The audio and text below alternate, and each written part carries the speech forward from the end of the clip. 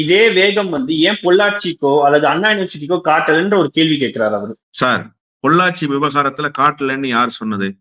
பொள்ளாச்சி விவகாரத்திலும் இந்த வேகம் காட்டப்பட்டிருக்கிறதா என்று கேட்டால் நிச்சயமாக பொள்ளாச்சி வழக்கு குறித்த விசாரணையும் காவல்துறையினுடைய விசாரணையின் கீழ் தான் இருக்கு.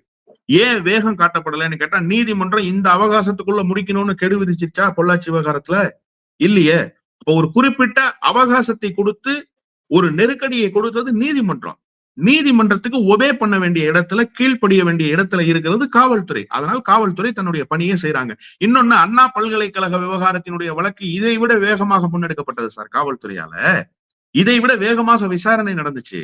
இதுவாது ஒண்ணுமில்ல, இன்னைக்கு ஆஜராகல அப்படின்னு சொன்னா நாளைக்கு ஆஜராகுங்கன்னு புது சம்மனை கொண்டு வந்து கொடுக்குறாங்க. அந்த வழக்குல அப்படியெல்லாம் நடக்கல.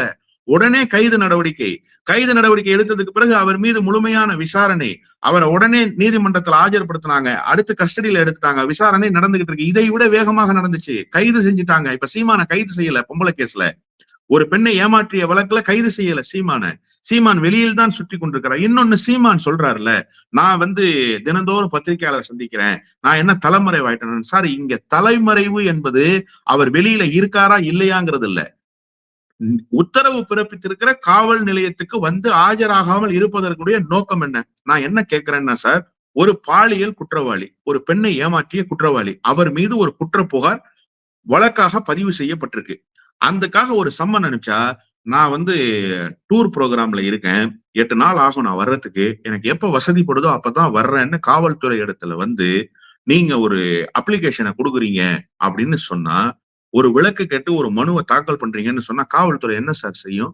ஓங்கி பெரடியில அடிச்சு பொம்பளை பொறுக்கி நாயே உட்கார்றான்னு சொல்லி கூப்பிட்டு செல்லுல உட்கார வைக்குமா வைக்காத காவல்துறை? இயல்பா அதானே செய்யும். ஒரு பெண்ணை ஏமாற்றிட்டு விசாரணைக்கு அழைச்சா விசாரணைக்கு வர முடியாதுன்னு சொல்றியா, உட்கார்ற முட்டி போட்டுன்னு சொல்லுவாங்களா சொல்ல மாட்டாங்களா காவல்துறையினுடைய அதிகாரிகள்? இது வழக்கினுடைய தன்மை குறித்தது சார். நீங்க யாராக வேண்டுமானாலும் இருங்க. அதனாலதான் நான் ஜெயலலிதா அம்மையாருடைய வழக்கை கோட் பண்ணேன். நீதிமன்றத்துக்கு தெரியும் ஜெயலலிதா அம்மையார் அதிமுக என்கிற மிகப்பெரிய மக்கள் சமுத்திரத்தினுடைய பொதுச் செயலாளர். அவருடைய உத்தரவுக்கு கட்டுப்பட்டு தமிழ்நாடே அன்றைக்கு அவர் முன்னால் நின்றது. கோட்டை கொத்தளங்கள் அவருடைய காலடியில் கிடந்தன.